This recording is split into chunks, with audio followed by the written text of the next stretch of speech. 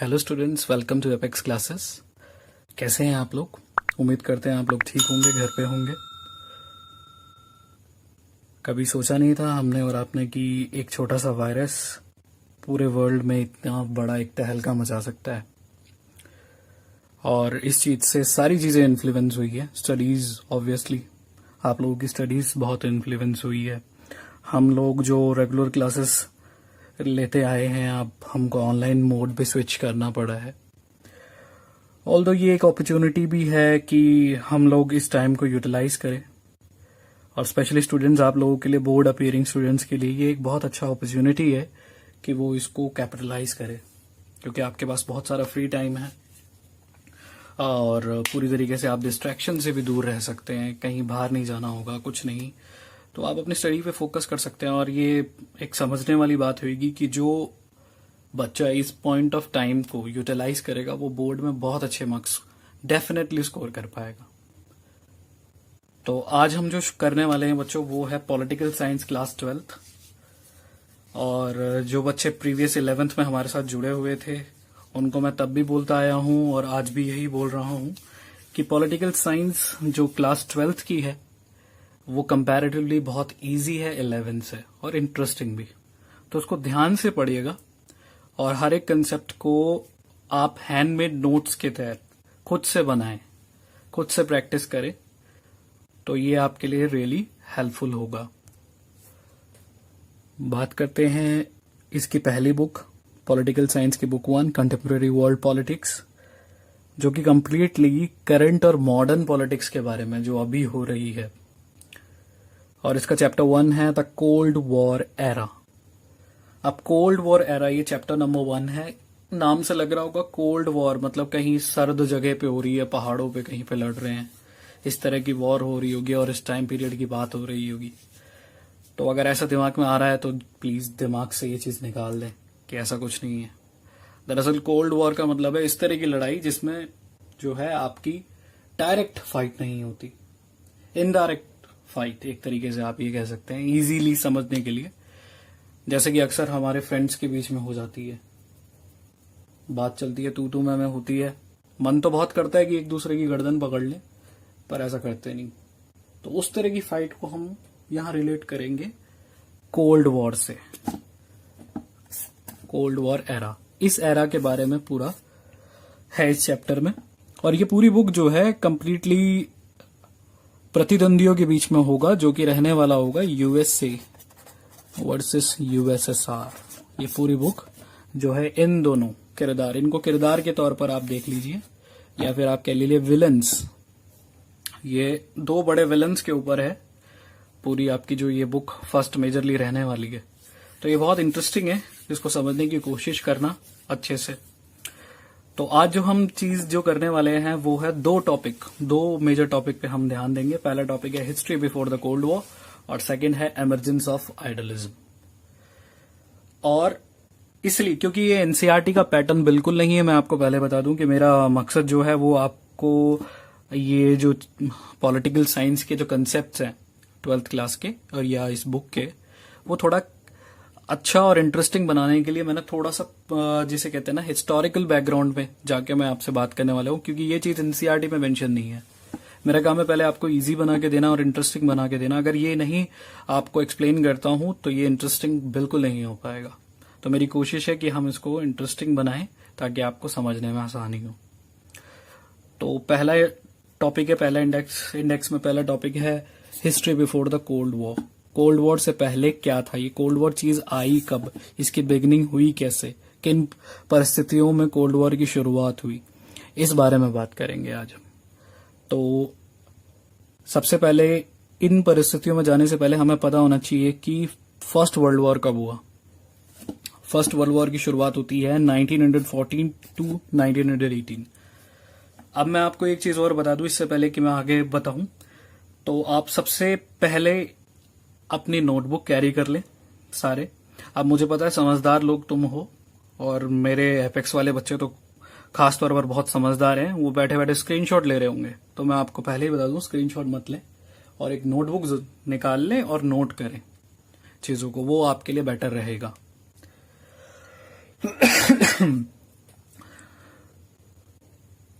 तो first world war की बात करें तो 1914 से लेकर 18 के बीच में रहा। कुछ खास इंटरेस्टिंग नहीं रहा फर्स्ट वर्ल्ड वॉर, ये इसलिए इसके बारे में हम डिस्कशन ज्यादा नहीं करेंगे, क्योंकि कोल्ड वॉर से इसका ज्यादा मतलब, ज्यादा ताल्लुकात नहीं है। ज्यादा ताल्लुकात जो है वो सेकेंड वर्ल्ड वॉर का है, जो कि जिसका टाइम पीरियड है 1939 टू 1945। और मैं आपको अगेन रिमाइंड करा दूं कि ये जो डेट्स हैं आपको याद रखनी जरूरी है, because of the one markers, कि वन मार्कर की जो कैपेसिटी है और जो नेसेसिटी है वो बढ़ चुकी है सिलेबस में। तो उसको ध्यान में रखते हुए इनको फटाफट एक टाइमलाइन बना लीजिएगा नोटबुक में आपकी, और उसको नोट करते चले। तो 1939 टू 45 में सेकेंड वर्ल्ड वॉर की शुरुआत होती है। तो सेकेंड वर्ल्ड वॉर जो थे, जिसकी शुरुआत 1939 टू 45 हुआ, अगेन एंड अगेन मैं इसलिए ये रिपीट कर रहा हूं ताकि आपको लर्न हो जाए। मेरा ये मकसद है कि इस वीडियो के तहत जिस तरह की प्रेजेंटेशन मैं आपको दे रहा हूं वो वहीं के वहीं चीजें आपको, स्पेशली डेट्स, नेम्स, इवेंट्स वगैरह, टाइमलाइन, ये सारी आपको at the time he learn हो जाए। तो ये दो गुटों के बीच में था, इन दो गुटों को हम जोड़ देते हैं यहाँ पे। पहला गुट है एलाइड ग्रुप कहेंगे इसको, जिसके अंदर यूएसए, यूएसएसआर, फ्रांस, ब्रिटेन, ये 4 कंट्री मौजूद थी। और दूसरा है एक्सिस, और एक्सिस पावर में आती हैं आपकी जर्मनी, इटली एंड जापान।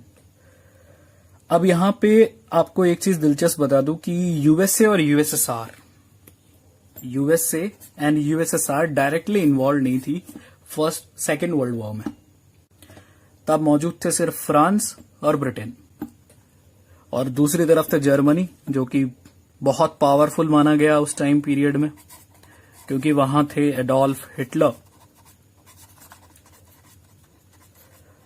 इनका नाम आपने सुना ही होगा और निश्चित रूप से देखा भी होगा इनको।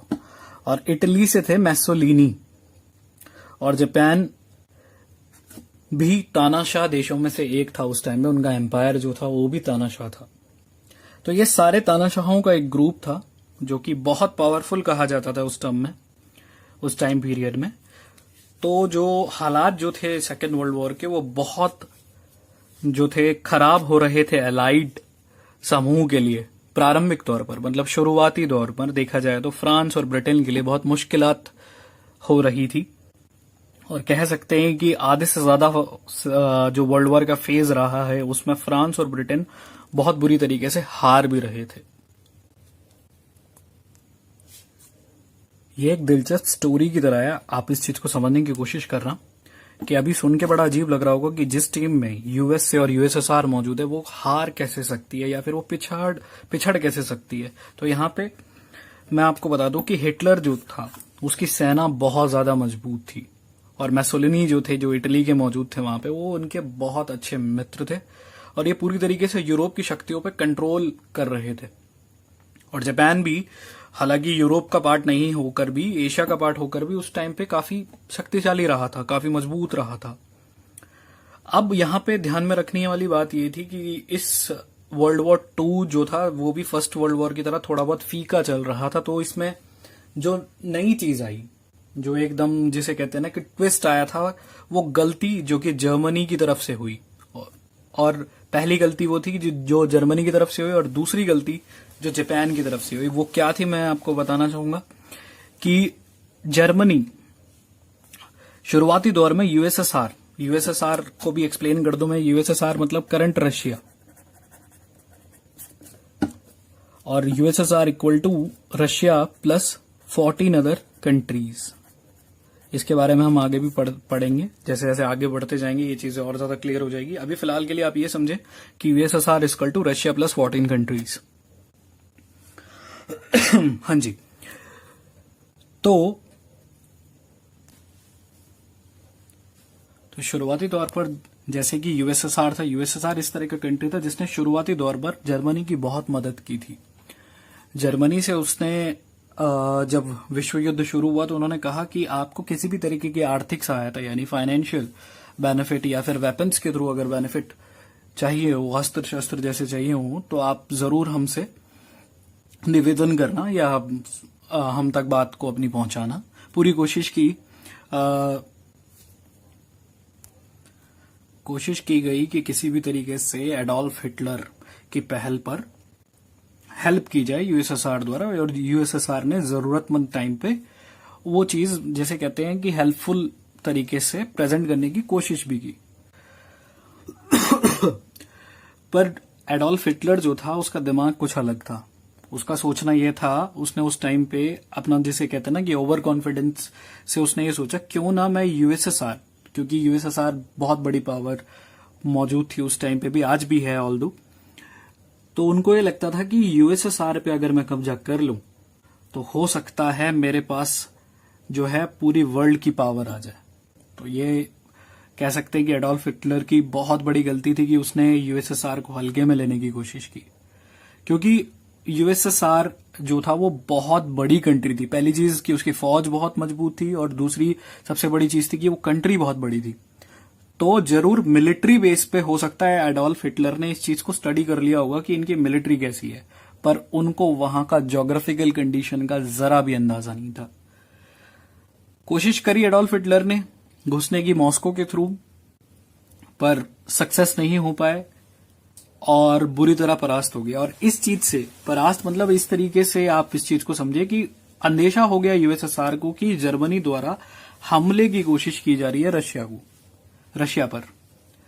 तो इस पर यूएसएसआर ने यानी रशिया ने एक कदम उठाया और उन्होंने कहा कि अगर इस तरीके की चीज है तो मैं आपके विपक्ष में खड़ा हूंगा, यानी एलाइड के तौर पर खड़ा हूंगा।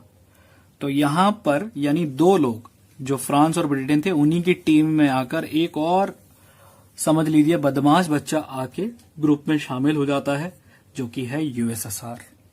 अब कहानी में ये तीनों लोग आ गए आपके यानी फ्रांस, ब्रिटेन एंड यूएसएसआर। अब आप पूछोगे कि यूएसए का आना कैसा हुआ इसमें, वो भी बताता हूं, वो भी बड़ा दिलचस्प है। अब यहां पे लगातार जो था लड़ाई का माहौल था, टेंशन का माहौल, एक दूसरे पे बमबारी चल रही है। जर्मनी इधर बम डाल रहा है, यूएसएसआर में डाल रहा है, फ्रांस में डाल रहा है, ब्रिटेन में डाल रहा है। और ये दोनों आसपास अगर आपने थोड़ा बहुत मैप को देखा होगा तो ये यूरोप की कंट्रीज आती है आपकी, जर्मनी और इटली पास पास में पड़ती है। ये सारे यूएसएसआर को छोड़ के ये सारे आसपास पड़ते हैं, और इन्होंने ज्योग्राफिकल कंडीशंस का फायदा उठाते हुए यानी इनकी जो तटस्थता थी, जो कहते हैं बाउंड्रीज जो थी वो नजदीक थी, तो ये ज्यादा कारगर साबित हो रहे थे हमला करने में comparatively then of Japan and USSR. तो आपस में इन कंट्रीज के हमले ज्यादा हो रहे थे आपस में, जैसे कि France, Britain, Italy and Germany. ये क्योंकि यूरोप के कंट्री रहे हैं तो आपस में इनकी फाइट वगैरह ज्यादा रहती थी, तो इनको हेल्प करने के लिए यूएसए उधर मौजूद था। इससे पहले यूएसए जो था उसका काम था ब्रोकरी करना, एक ब्रोकर की तरह बैठा हुआ था।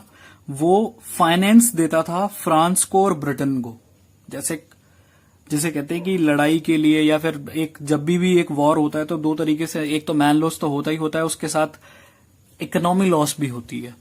तो इकोनॉमी लॉस को कवर करने के लिए या वेपन्स के थ्रू या किसी भी थ्रू यूएसए पूरे वर्ल्ड में सबको, ऐसा नहीं था कि मैं इन्हीं को दूंगा फ्रांस और ब्रिटेन को, सबको वो हथियार देता था और मॉनेटरी के तौर पर बेनिफिट्स देता था, या फिर पैसे उधार देना कह लो आप सिंपलेस्ट लैंग्वेज में। तो इस तरीके से काम करता था यूएसए। तो इस चीज से बड़ी परेशानी फील होती थी एक्सेस को, क्योंकि एक्सेस ग्रुप वाले इधर से पूरा जान लगा कि इधर हमला कर रहे हैं और उधर यूएसए इनकी हेल्प कर रहा था। इनके जो खजाने, जो पैसे जो खत्म हो रहे थे उसमें ये उधार देते चले जाते थे। और यूएसए में आपको बताऊं एक बहुत ही शातिर देश हुआ करता था कि वो जो था इनको ब्याज के तौर पर, जैसे कि इंटरेस्ट के तौर पर चीजें देता है, ऐसे ही नहीं फ्री में मुफ्त में नहीं बांटता था, वो कोई भंडारा नहीं करा रहा था। वो जो था बदले में कहता था कि जब हालात ठीक हो जाए, यानी स्पेशली फ्रांस और ब्रिटेन की बात मैं बता रहा हूं यहाँ पे को लेकर, वो कहता था कि जब तुम्हारी हालात बेहतर हो जाए तो आप हमें वो पैसे जो मैं आपको दे रहा हूं या मदद किसी भी तरीके की जो मैं दे रहा हूं वो आप मुझे बाद में फेवर कर लेना, फिलहाल आप ले लीजिए। उधार बांटने का काम था यूएसए का। तो जैसे कि एक्सेस पावर इससे नाराज होगी, यकीनन बिल्कुल होगी, तो इसका पहला कदम जिसे कहते हैं जर्मनी और इटली ने उठाया तो सही, लेकिन वो कारगर नहीं साबित हुआ। तो जापान दूर बैठा हुआ, उसने सोचा क्यों ना ये पहल मैं उठाऊं। तो जापान ने किया क्या, एक इस एशिया के आप जानते हैं इस कोने में बैठा हुआ एक कंट्री ने यूएसए में जाके यूएसए के पर्ल हार्बर पर एक छोटी सी बमबारी कर दी। यकीन मानिए, एक छोटी सी बमबारी जिसके अंदर उनके पर्ल हार्बर में एक दो जहाज खड़े होंगे, उन पर थोड़ी सी आपत्ति आई। अब इस चीज के चलते यूएसए हो गया बहुत ज्यादा नाराज। उसने कहा कि ये एक बचकाना हरकत की है इटली और माफ कीजिएगा जापान ने। अब इसका खामियाजा जापान को भुगतना पड़ जाएगा।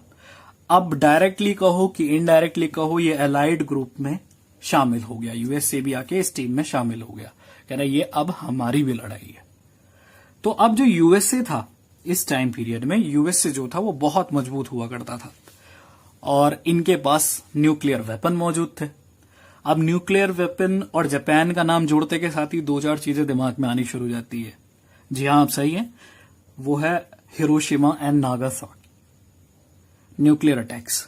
जी हाँ, अब ये इसी का जवाब था कि जो जापान ने यूएसए के पर्ल हार्बर में गिराए, और उसी का ये रिस्पॉन्स था कि यूएसए ने जापान के नागासाकी और हिरोशिमा में न्यूक्लियर बॉम्ब छोड़े। अब ये चीजों की आलोचना बहुत ज्यादा होती है, इस बात को लेकर बहुत ज्यादा आलोचना होती है कि यूएसए ने इस तरीके का स्टेप क्यों उठाया। अब इतनी सी छोटी सी बात थी कि जापान ने चलो ठीक है ऐसा कर दिया, तो आप उनको थोड़ा डरा धमका सकते थे या कुछ बोल सकते थे, आप शब्द का इस्तेमाल कर सकते थे, पर न्यूक्लियर वेपन डालने की क्या जरूरत थी। काफी कंट्रोवर्सी हुई इसके तहत, पर इस चीज ने, इस एक यूएसए के पहल ने वर्ल्ड को एक मैसेज दे दिया। वो मैसेज था डोमिनेंस का, कि भाई हम भी है मैदान में, कि ये बता दिया दुनिया को कि एक सुपर पावर है इस दुनिया में। आप लोग छोटे मोटे गेम खेलते हो, मैं बड़ा गेमर हूं। तो वही चीज दिखाई यहां पे यूएसए ने, और इस यूएसए के इस अटैक ने पूरी दुनिया में एक अजीब सी हलचल पैदा कर दी कि अच्छा इतना पावरफुल कोई कैसे हो सकता है। अब यहां से जो कहानी थी वो पूरी तरीके से पलटने लग गई। अब यहां से एक तरीके से आप कह सकते हो कि कोल्ड वॉर का सिनेरियो बिल्टअप होना शुरू हो गया। अब वो कैसे हुआ मैं आपको अगले टॉपिक में बताता हूं। अब यहां सेकंड टॉपिक है emergence of idealism. Emergence of idealism से पहले ये जो क्या कहते हैं टॉपिक की शुरुआत से पहले हम थोड़ा सा ना पीछे का जो वर्ल्ड वॉर सेकंड जहां खत्म हुआ उस सरफेस को दोबारा थोड़ा सा हाईलाइट करते हैं। वहां जो वर्ल्ड वॉर 2 है वो खत्म हुआ एक सिनेरियो पे जिसमें यूएसए ने हमला किया, न्यूक्लियर हमला किया जापान पे। तो जैसे ही ये हमला होता है इसके बाद वर्ल्ड वॉर खत्म हो जाता है, सेकंड वर्ल्ड वॉर पूरी तरीके से खत्म हो जाता है। यानी टाइम पीरियड है 1945। 45 के बाद लगभग 2 से 3 साल का टाइम आप ले लीजिए। उस 3 टाइम में सभी कंट्रियों ने अपनी अपनी हालातों को सुधारे, इकोनॉमिकल बेसिस पे, मैन पावर बेसिस पे, मिलिट्री बेसिस पे, सारे बेसिस पे सारी कंट्री ने अपने अपने हालातों को थोड़ा सुधारना शुरू कर दिया। अब उसके तहत जो था 3 साल जो है सबने अपनी मजबूती दिखानी शुरू करी। पर बात करते हैं कि यूएसए वर्सेस यूएसएसआर आइडलिज्म के पार्ट में कैसे आए, ये इमरजेंसी कैसे हुआ, ये दोनों एक दूसरे के प्रतिद्वंदी कैसे बन गए। अब इसके लिए थोड़ा सा फ्लैशबैक में जाते हुए हम ये चीज को समझते हैं कि जैसे ही यूएस ने जापान पे न्यूक्लियर वेपन गिराया, कहा जाता है कि ये जो न्यूक्लियर वेपन जो गिराया गया था जापान पे, वो यूएसए ने थोड़ा दबदबा दिखाने के लिए था अपना, की वर्ल्ड में ये दिखाने के लिए। और किसको दबदबा दिखाना था उसको? यूएसएसआर को, अपने यानी कॉम्पिटिटर को, जो उसको लगता था कि यूएसएसआर जो है वो इक्वली तगड़ा है मेरी तरह, यूएसए की तरह। तो वही चीज दिखाने के लिए जापान पर हमला किया गया था। पर इसके पीछे भी कई सारे फैक्ट्स आते हैं। ऐसा एनसीईआरटी कहता है कि यूएसए ने अपनी पावर या धौंस दिखाने के लिए कि वर्ल्ड पॉलिटिक्स में कि हम कितने मजबूत हैं, ये चीज दिखाने के लिए यूएसएसआर को उन्होंने ये चीज दिखाई और जापान पे हमला किया। परंतु एक दूसरा फैक्ट भी आता है जो कि नॉवेल्स और बुक्स में ये चीज बताई जाती है कि दरअसल बात ये थी कि यूएसए ने जब जापान पर हमला किया तो आधा जापान लगभग धराशायी हो चुका था, कि उसने घुटने टेक दिए थे। परंतु जो आधी फौज थी, लगभग 1 लाख लोगों की फौज वहां पे मौजूद थी, जो बची हुई थी, उसको और उसको खत्म करना चाहता था यूएसए। तो यूएसए ने सोचा कि भाई 1 लाख सैनिकों को मारने के लिए, यानी उसके 1 लाख सैनिक है, अगर जापान के 1 लाख अगर है, उसको मारने के लिए कुछ नहीं तो अगर बहुत ज्यादा यूनिक भी है यूएस आर्मी, तो उसको 50,000 सेना की आवश्यकता जरूर पड़ेगी इन 1 लाख को मारने के लिए कम से कम। और हो सकता है इसमें से 25,000 जो है सैनिक किसके मारे जाए, यूएसए के मारे जाए। तो इस चीज को खत्म करने के लिए, यानी कि वो क्यों चाहेगा कि उसके 25,000 भी मरे, तो इसलिए उसने फर्स्ट एटम बम के बाद दूसरा एटम बम भी जाके गिरा दिया जापान में, जिससे ये हो गया कि पूरी तरीके से वो खात्मा करे। ऐसा यूएस का कहना है, ऐसा बड़ी बड़ी नॉवेल्स का कहना है, बुक्स का कहना है। हालांकि आप एनसीईआरटी को फॉलो करें, वो ज्यादा आपके लिए बेटर रहेगा, ये एक्स्ट्रा नॉलेज के लिए था। तो ये आइडियलिज्म है क्या? अब आइडियलिज्म बेसिकली होती है सोच, कि दो तरह की सोच। अब यूएसए जो था और यूएसएसआर जो था, दोनों की सोच में बहुत फर्क था। यूएसए कहता था कि कैपिटलिज्म होना चाहिए, कैपिटलिज्म मतलब पूंजीवाद होना चाहिए, और डेमोक्रेसी को बढ़ावा देता था यूएसए कहता था संपूर्ण विश्व में जो डेमोक्रेसी और कैपिटलिज्म का फॉर्मूला अप्लाई होना चाहिए, अपनाया जाना चाहिए। और वहीं यूएसएसआर जो था वो स्टेट प्रायोरिटी को देता था। कम्युनिज्म और कैपिटलिज्म को आपने अच्छे से पहले प्रीवियस क्लासेस में पढ़ा भी होगा, अगर ये नहीं तो मैं थोड़ा सा आपको समझाने की ये कोशिश करता हूं कि कैपिटलिज्म और डेमोक्रेसी जो है वो पूर्णतः डिपेंड करती है आपकी प्राइवेटिज्म और इंडिविजुअलिटी पे। यानी मालिकाना हक मिल सकता है किसी को भी, कोई भी अगर इंसान काम कर रहा है यानी बिजनेस तरीके से कर रहा है तो वो अपने ऊपर लेके चीजों को करेगा, उसके अंदर सरकार का हस्तक्षेप नहीं होगा, इंटरफेरेंस सरकार का बिल्कुल नहीं होगा। और वहीं इसके उलट होता था यूएसएसआर, जहां पे स्टेट प्रायोरिटी होती थी। हर काम, सारी डिपार्टमेंट्स जो कह लो आप, वो कंप्लीटली कंट्री के अंडर में होता था। यानी स्टेट गवर्नमेंट हो गया या फिर कंट्री की गवर्नमेंट हो गई, यानी छोटे से छोटे और बड़े से बड़े व्यवसाय जो थे वो स्टेट के अंडर में आते थे, सरकार के अंडर में आते थे। और पब्लिक प्रॉपर्टी हुआ करती है, यानी सारी चीज सरकार के अंडर में आती थी, सारी प्रॉपर्टी सरकार के अंडर में आती थी। और उसको मील बांट कर लोगों में इसका क्या कहते हैं, आय का वितरण किया जाता था, मील बांट कर। यानी ये नहीं कि जिसकी काबिलियत ज्यादा होगी वो बेटर अर्न करेगा, जैसे कि कैपिटलिज्म और डेमोक्रेसी में होता था। तो यही चीज यूएसएसआर अपनाती थी और यही चीज यूएसए अपनाती थी, कैपिटलिज्म और डेमोक्रेसी। तो इन दोनों की जो थ्योरीज है वो बिल्कुल एक दूसरे के अपोजिट हो गए, और ये भी कारण था इन दोनों का एकदम अपोजिट होना। तो अब जैसे कि हम लोग थोड़ा आईपीएल वगैरह से भी फैमिलियर है, टीम्स वगैरह की, इन दोनों ने अपनी टीम्स बनानी शुरू कर दी कुछ बेसिस पर। यानी कहा कि कौन कैपिटलिज्म और डेमोक्रेसी अपनाएगा वो यूएसए की टीम में शामिल हो जाए, और जो क्या कहते हैं कम्युनिज्म की थ्योरी को अपनाएगा वो यूएसएसआर की टीम में एडअप हो जाएगा। जैसे कि यूएसए की जो टीम थी उसका नाम था नाटो, और यूएसएसआर की थी वेटो पार्ट। तो इन दोनों के तहत में कई सारी कंट्रियां ऐड होनी शुरू हुई। अब जो टीम्स जो थी वो इस तरीके से थी, यूएसए के साथ तो जुड़ा हुआ था, उसके अलाए उसका फ्रेंड था Britain, France, Afghanistan, Pakistan. USSR की तरफ से और भी कई सारे थे, लेकिन ये जरूरी 3-4 नाम है, इसको आप ध्यान रख लीजिएगा। इसके अलावा भी कई सारे हैं, तो फिलहाल 3-4 को ध्यान में रखो सिर्फ। और यूएसएसआर की तरफ से थे Poland, east Germany, Romania, Cuba, ये सारे कम्युनिस्ट नेशन भी थे साथ ही साथ, और इनकी विचारधारा पूरी तरीके से यूएसएसआर से मेल खाती थी। जैसा सेम यहीं पे भी यूएसए की तरफ भी ब्रिटेन, फ्रांस और अफगानिस्तान एंड पाकिस्तान, ये सबकी धारणाएं जो थी यूएसए से मिलती जुलती थी। आपके स्क्रीन पे अभी आएगा वो जो एनसीईआरटी का एक पेज है जिसके अंदर ये मैप में शो किया जा रहा है, वो आप देख लीजिएगा और उसका एक स्क्रीनशॉट रख लीजिएगा, और उसको मैप के थ्रू आपको फिल भी करना है, उसकी प्रैक्टिस जरूर करना। वो एग्जाम ओरिएंटेड बहुत ज्यादा है मैप वर्क के अंडर में। तो अब बात ये आती है कि ये सारे लोग जो थे, जैसे कि ब्रिटेन, फ्रांस हो गया, पोलैंड, जर्मनी, रोमानिया, क्यूबा, ये यूएसएसआर और यूएसए की तरफ क्यों जाके मिल रहे थे, क्या बेनिफिट था इस चीज का? देखो जी, कोई भी वर्ल्ड पॉलिटिक्स की बात हो रही है, ये कोई भी कंट्री किसी के साथ भी एलाई यानी मित्रता किस मुफ्त में नहीं बढ़ाता, कोई ना कोई फायदे के तहत ही बढ़ाता है। और ये फायदा यूएसए को भी मौजूद था और यूएसएसआर को भी मौजूद था। अब जैसे अगर हम ज्योग्राफिकल वे में इस चीज को समझने की कोशिश करें तो ये चीज जान सकते हैं हम। देखिए, यूरोपियन कंट्री पे दबदबा बनाने की पूरी कोशिश ज्यादातर रहती थी यूएसए की, जिसमें थे ब्रिटेन और फ्रांस, ये पहले से ही शामिल थे इसमें। आपको याद होगा पीछे मैंने आपको बताया था कि वर्ल्ड वॉर जब सेकेंड की सिनेरियो था तब इन दोनों कंट्री की हेल्प करने वाला यूएसए मौजूद था वहां पे, तो उनका कर्जदारी भी था ये ब्रिटेन और फ्रांस, इसलिए भी ये साथ जुड़े हुए थे। और ज्योग्राफिकल फैक्टर्स के तहत, क्योंकि इसके पास न्यूक्लियर वेपन था यूएसए के पास। अगर आप देखें थोड़ा सा अदर बुक्स के थ्रू या सोर्सेस के थ्रू पता लगाएंगे तो आपको पता चलेगा कि ऑलमोस्ट 1000 या 1000+ न्यूक्लियर वेपन हुआ करते थे यूएसए के पास, और यूएसएसआर के पास भी सेम अमाउंट में न्यूक्लियर वेपन्स हुआ करती थी। तो ये दोनों बहुत शक्तिशाली थे। अब दोनों के टीम में जुड़ने का फायदा होता था, एक तो बड़ी कंट्रीज को फायदा होता था, वो किस तरह की होती थी, किस तरह का फायदा होता था, वो होता था मॉनेटरी बेनिफिट होती थी, यानी पैसे कम पड़ गए, जैसे कि फ्रांस में पड़ा और ब्रिटेन में पड़ा था, तो यूएसए ने मदद करी। मिलिट्री बेनिफिट, यानी आपत्ति आ जाए, किसी देश का हमला हो जाए या किसी तरह की चीज ऐसी हो जाए जिसमें आपत्ति में फंस जाए कोई कंट्री, तो वो डायरेक्टली इन दोनों कंट्रियों में से जिस कंट्री में वो शामिल है, जिस कंट्री के ग्रुप में वो शामिल है, वो डायरेक्ट मदद मांग सकता था। तो उसी तरीके से इनका जुड़ना हुआ मिलिट्री बेनिफिट से।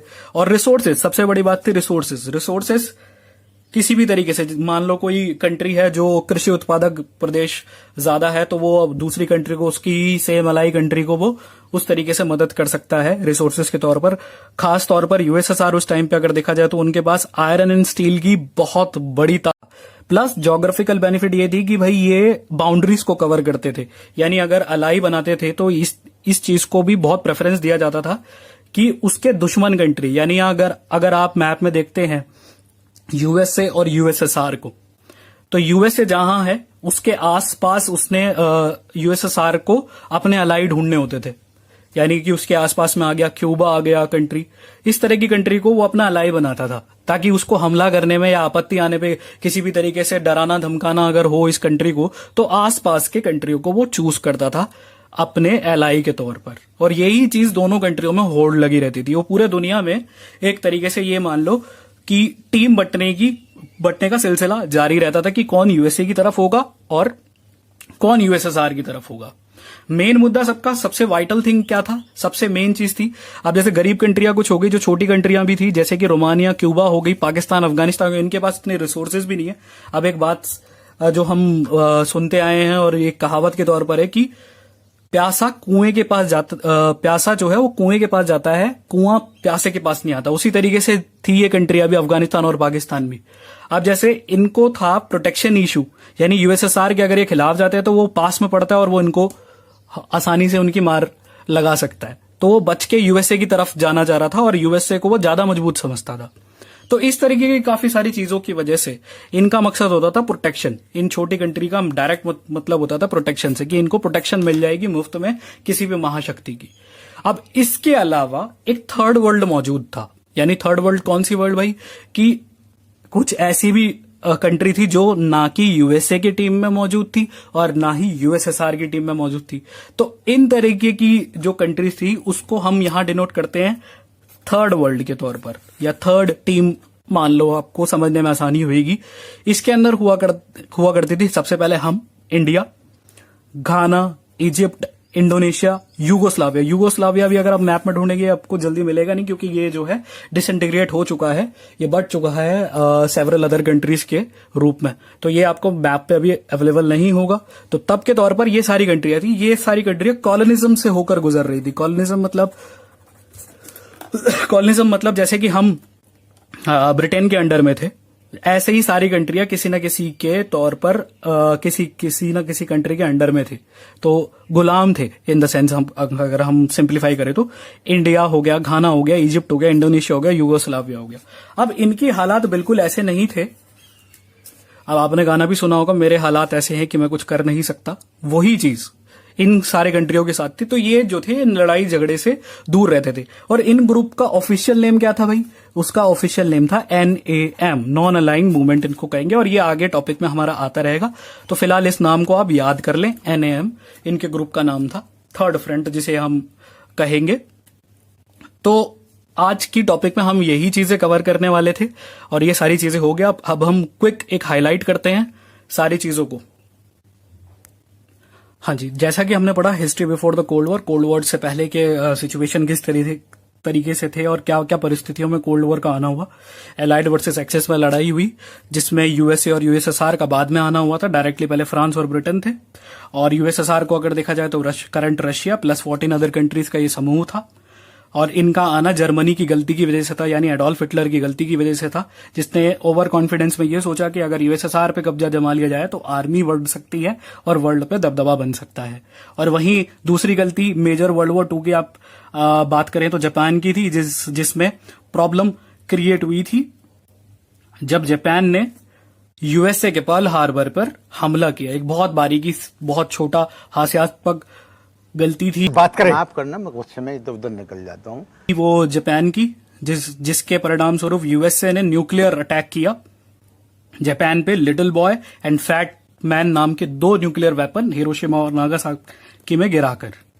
थे अबे साले, तभी मैं तो ये था कोल्ड वॉर से शुरू होने से पहले का क्या क्या सिनेरियो में या क्या क्या परिस्थितियों में ये चीज पनपी और आई। उसके बाद था टॉपिक हमारा एमरजेंस ऑफ आइडियलिज्म। आइडियलिज्म में हमने पढ़ा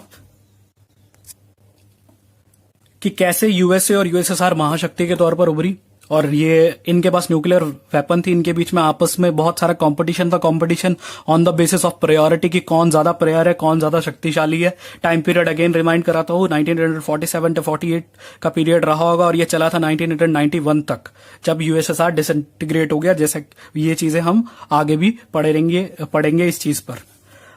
अब इनकी आइडियोलॉजिकल वॉर किस बात पे थी भाई? कैपिटलिज्म और कम्युनिज्म बात हो चुकी है। स्पेस रेस भी थी इनके बीच में। दरअसल मैं ये चीज को स्किप कर गया, मैं आपको दोबारा बता दूं। टेक्नोलॉजिकल वॉर भी थी इनके बीच में कि स्पेस पे कौन ज्यादा सैटेलाइट लॉन्च करेगा, कौन पहले स्पेस में पहुंचेगा। किसी ने इंसान भेजा, यानी यूएसए ने इंसान भेजा, तो यूएसएसआर ने डॉगी भेजा।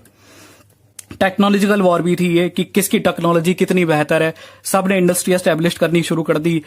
यूएसए ने इंडस्ट्री एस्टेब्लिश करी तो यूएसआर ने उससे बड़ी करी। तो एक दूसरे में ये कंपटीशन बढ़ता ही जा रहा था कि कौन ज्यादा मजबूत है, जो कौन ज्यादा ताकतवर है। तो इसके तहत इन्होंने अपनी टीमें बांटनी शुरू कर दी। ज्योग्राफिकल कंडीशंस को ध्यान में रखते हुए, इस पॉइंट को दोबारा हाईलाइट कर रहा हूं क्योंकि ये इंपॉर्टेंट है। ज्योग्राफिकल फेज को ध्यान रखते हुए इन्होंने अपनी टीमें बांटनी शुरू कर दी, और जो लोग इसमें ऐड हुए, कुछ कंट्री ऐसी थी जो पहले ही उनके क्या कहते हैं कर्जदार थे, जैसे कि ब्रिटेन और फ्रांस, जो कि यूएसए के थे, जिन्होंने नेटो खुशी खुशी स्वीकृत किया और बदले में उनसे यूएसए से प्रोटेक्शन ली, मॉनेटरी बेनिफिट्स लिए, मिलिट्री बेनिफिट्स लिए और रिसोर्सेस वगैरह लिए। और वहीं यूएसएसआर की तरफ भी जुड़ने वाले लोगों को भी, यानी कंट्री को भी सेम तरीके के बेनिफिट मिले, monetary benefit, military resources, oil, iron, steel वगैरह। और इन दोनों गुटों में कंट्री जो है, वर्ल्ड जो है, बंटना शुरू हो गया। और इसी बीच में एक दूसरा थर्ड वर्ल्ड कंट्रीज आ रही थी जो कि कॉलोनिज्म का शिकार हो रही थी और कॉलोनिज्म से वापस आई, जिसमें थे इंडिया, गाना, इजिप्ट, इंडोनेशिया एंड यूगोस्लाविया। तो आज की क्लास में हम इतना ही करेंगे। उम्मीद करता हूं आपको क्लास समझ आई होगी, और आपका होमवर्क रहने वाला है बच्चों कि ये सारी कंट्रीज जिनका भी नाम मेंशन हो रहा है, ये आपके एनसीईआरटी बुक में भी है। प्लीज मैप आप लोग कैरी करें और मैप में इन कंट्रीज को फिल कीजिएगा और इनकी प्रैक्टिस कीजिएगा। Thank you.